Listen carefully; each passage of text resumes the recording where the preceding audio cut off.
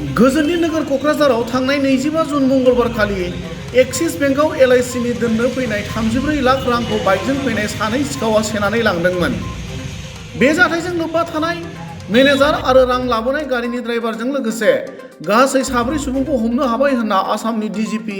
GP Singh बिथाङा टुइटनि गेजेरजों फोरमायदों। क'क्राझार जिल्लानि एसपीनि दैदेननायाव क'क्राझार पुलिसनि मोनसे हानजाया संदाननानै गुबुन गुबुन जायगानिफ्राय दाखाथि खालामनायजों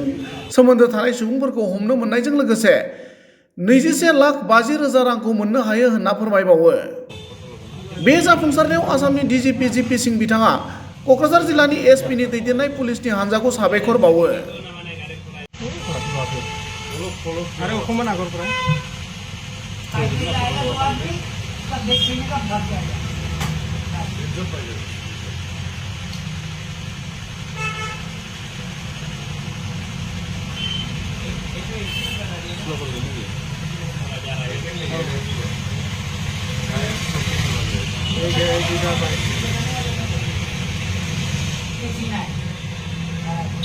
पकड़ा भी नहीं था ना क्या बात है, हाथ में सुने क्या सब देखते ना क्या जो पैसा रहेगा कागज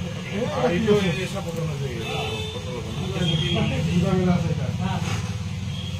पूरा जूम कर लीजिए आपका मोबाइल को और सिक्योरिटी को ना माने गाड़ी खुलाई कोई देना है वो क्या दे सिक्योरिटी नंबर रखते এটা তো কি আছে মিলামিশা করে কাম করছে হ্যাঁ হ্যাঁ কোন জায়গা না অলপতে কি করা লাগে বলো তুমি কি দিছে ও এই যে দিছে